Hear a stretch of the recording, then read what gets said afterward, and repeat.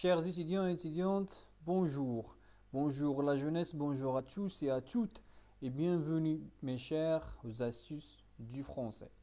Aujourd'hui la jeunesse, nous allons voir ensemble la 16e leçon, à savoir les déterminants exclamatifs. Alors, dans la dernière séance, nous avons traité les déterminants interrogatifs et nous avons parlé des déterminants simples et des déterminants composés.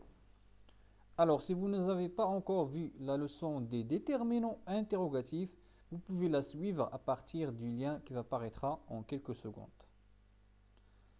Maintenant, on passe à notre leçon et on passe, bien entendu, au plan. Premièrement, nous allons faire une définition, la définition du terme exclamatif. Qu'est-ce que ça veut dire une phrase exclamative ou bien qu'est-ce que ça veut dire un déterminant exclamatif, bien sûr. Deuxièmement, nous allons voir les types d'exclamatifs, la phrase exclamative, un exercice de pratique et finalement la citation du jour. Très bien. Alors c'est parti la jeunesse, on commence par l'introduction. La voilà. Nous avons traité dans la dernière séance les termes interrogatifs. Bref, ce sont des mots qui servent à poser une question afin de trouver le possesseur d'une chose, une possession. À ce stade, nous verrons comment exprimer une surprise, un choc, un regret et d'autres. Alors, afin de savoir comment s'exclamer, on va étudier les déterminants exclamatifs ainsi que leurs différents emplois. Très bien. Les mots exclamatifs appartiennent à la classe grammaticale des déterminants. Ils sont aussi des unités de la langue qui remplacent la personne ou la chose sur laquelle on s'exprime. Très bien. Alors, faisons une petite récapitulation à la leçon, ou bien à la leçon précédente, celle des déterminants interrogatifs, avant de passer à cette nouvelle leçon-là. Donc, nous avons parlé des déterminants interrogatifs et nous avons dit qu'ils servent à formuler une question, à s'interroger sur une chose pour savoir à qui appartiennent cette chose-là. Très bien. Donc, lorsque je pose la question à qui appartient ce cours-là, donc ce cours-là appartient à moi, à Monsieur Anwar. Très bien. À qui appartient ce stylo rouge? Eh bien, ce stylo rouge appartient à Marie.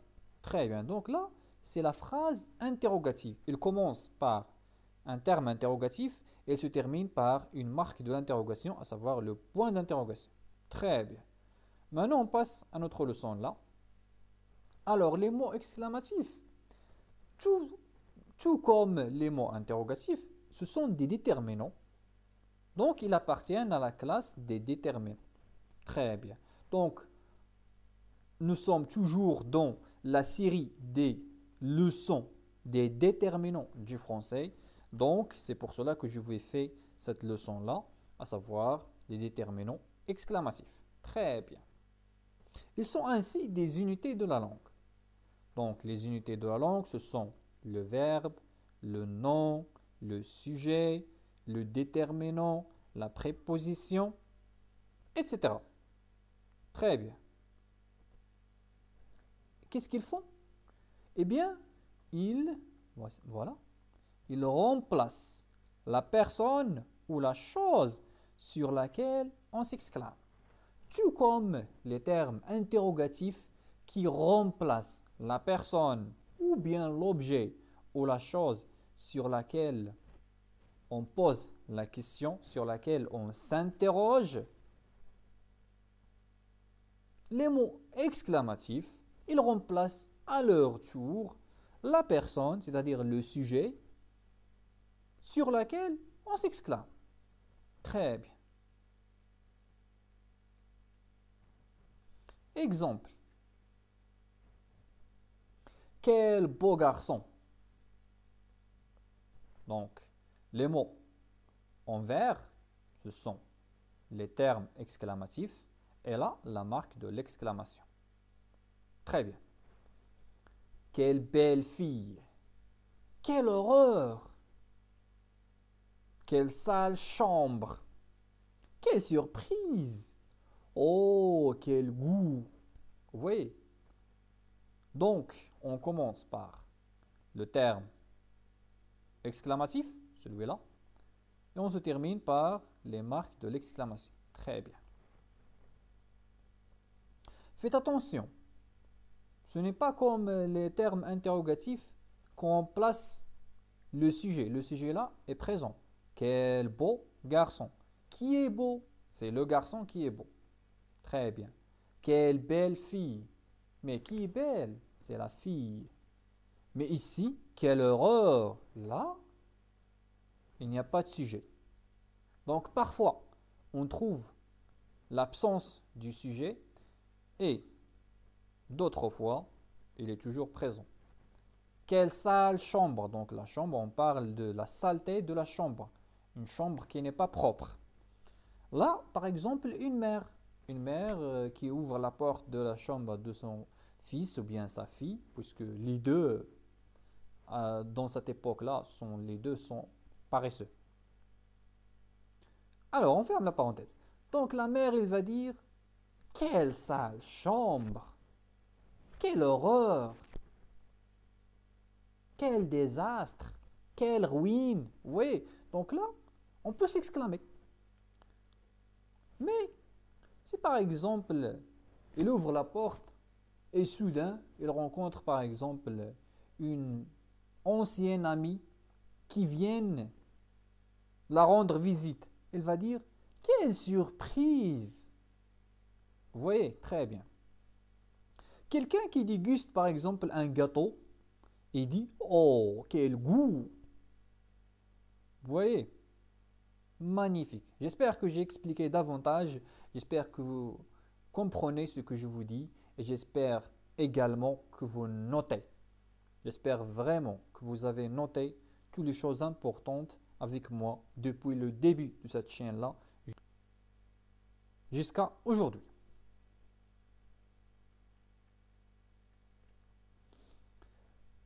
Voilà la première partie de la leçon, les types des exclamatifs, les types des déterminants exclamatifs. Comme tous les déterminants, le déterminant exclamatif s'accorde en genre et en nombre, c'est-à-dire qu'il prend masculin, féminin, c'est pour celui-là, le genre, et il prend le singulier et le pluriel. Avec quoi? Eh bien, avec le nom qu'il détermine. Très bien. Donc, il détermine un nom. Lorsque je dis quel beau garçon, donc quel s'écrit par un seul L. Très bien. Mais lorsque je parle de la fille, quelle belle fille. Très bien. Alors, beau, c'est un adjectif masculin qui a pour le féminin belle. Très bien. Il existe plusieurs emplois des déterminants exclamatifs. Parmi ces emplois, on trouve les suivants. Donc, il y a plusieurs emplois de la phrase exclamative ou bien des termes exclamatifs. Donc, le premier emploi, c'est la surprise. Très bien. Quelle magnifique maison! Quelle charmante princesse! Quels brillants élèves! Quel beau château! Très bien. Alors, vous voyez, la maison, quelle, c'est pour la maison, le féminin. Alors, pour les élèves, c'est le masculin. Quel, pour les élèves. Le pluriel, quel beau château. Très bien. Mais s'il y a des filles, par exemple, quelle, il va prendre comme ça, avec la marque du pluriel S, belle fille, ou bien femme. Très bien. Donc, imaginez une femme qui va rendre visite une ancienne amie, il va dire « Oh, quelle magnifique maison tu as, ma chère !» Alors ici, un jeune adolescent, ou bien, il va dire « Quelle charmante princesse !» lorsqu'ils aperçut une fille qui lui apparaît charmante. Il va dire « Quelle charmante princesse !» Le mot princesse là, c'est pour exprimer la beauté, une beauté extrême. Très bien. Donc ce n'est pas une princesse, c'est-à-dire la fille d'un roi ou bien. Non. Lorsqu'on veut exprimer une beauté extrême, lorsqu'on veut exagérer un peu, on dit cette fille est une princesse. Ce garçon est un prince. Même au mariage, on dit la princesse et le prince. Très bien. Quels brillants élèves! Vous êtes les brillants élèves puisque vous me suivez et bien sûr, vous notez. Si vous notez et vous me suivez attentivement, vous êtes les meilleurs et vous êtes les brillants. Quels brillants élèves que j'ai sur cette chaîne-là. Quel beau château! Donc là, on exprime toujours quoi? La surprise. Par exemple, là, on peut dire un enseignant qui a donné un exercice à ses élèves et qu'ils ont fait tous. Il va dire, quels brillants élèves êtes-vous? Très bien, on passe à d'autres choses. Le choc. Au secours! Aidez-moi!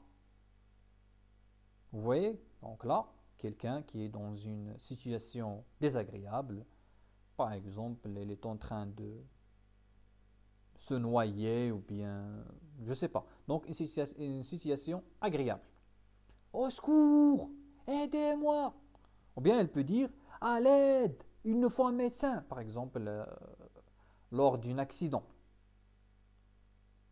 Une personne qui a survécu de cet accident-là, elle va demander le secours. À l'aide! Il nous faut un médecin! Et là, par exemple, quelqu'un qui passe, citoyen qui passe, ou bien un citoyen, ce n'est pas citoyen, pardon, un citoyen qui passe et qui regarde cette situation-là, cette scène de l'accident, il va dire « Oh, quelle horreur !» Vous comprenez? Donc, le mot « quelle horreur », il peut s'utiliser dans deux cas, soit pour la surprise, soit pour le choc. Mais la majorité des temps, c'est pour le choc. Très bien. Ici, oh, que d'erreurs il a commis cet élève. Un enseignant qui a pris par exemple la feuille d'examen d'un élève dans laquelle il y a des erreurs incroyables, comme on les appelle des perles. La perle, donc, c'est une, on peut dire, un diamant qui est très rare. Très bien. Oh, que d'erreurs il a commis cet élève. Oh mon Dieu, quel désastre! Donc on exprime le choc. Hélas, quel grave accident! Tant sont morts. Donc des personnes qui sont présentes à cet accident-là, elles vont dire hélas, quel grave accident! Tant sont morts. C'est-à-dire, il y a beaucoup de cadavres. Là, on veut dire qu'il y a beaucoup de cadavres. Très bien. Le dernier, oh non, un examen? Pas vrai. Par exemple, des élèves qui sont surpris par un examen à la classe, ils vont dire, oh non, un examen? Pas vrai. Donc c'est un choc pour eux. Très bien. Maintenant, la requête. La requête, c'est-à-dire lorsqu'on demande poliment. On donne un ordre, mais on le donne poliment. Exemple, passe-moi le sel, s'il te plaît. Passe-moi le sel, s'il te plaît. Donc, lorsque j'ajoute la forme s'il te plaît, Donc là, c'est une requête. Ce n'est pas un ordre. Très bien. Ou bien on peut dire comme ça. Je me demande si vous pouvez parler doucement. Par exemple, un élève qui demande à son enseignant ou bien son enseignante, les deux, si vous voulez, Madame, s'il vous plaît, est-ce que vous pouvez parler doucement? Là, pour poser une question. Mais s'il veut s'exclamer, il veut dire Madame, je me demande si vous pouvez parler doucement. Je me demande, monsieur, si vous pouvez vous ralentisser un peu. Très bien. Je me demande si vous pouvez ralentir un peu. Très bien. S'il te plaît, ferme cette fenêtre. Je me demande si tu peux me donner ça. S'il vous plaît, mange votre soupe. Vous voyez, donc là, c'est la requête. On utilise ces termes-là en couleur jaune et toujours le point d'exclamation à la fin de chaque phrase. Magnifique. Maintenant, on passe à l'ordre. Le dernier type, c'est l'ordre. Hé, taisez-vous. Donc, un enseignant qui s'agace un peu, on peut le dire, dans la classe, puisque les élèves chuchotent et murmurent et rient et vice-versa. Il va dire « Hé, taisez-vous !» Donc là, c'est un ordre de se taire, d'arrêter de parler. Le deuxième exemple, une mère qui demande ou bien qui ordonne, là, il y a un ordre à son fils ou bien à sa fille « Mets tes chaussettes !» Très bien. Ferme la porte. Attention à la marche. Donne-moi ça.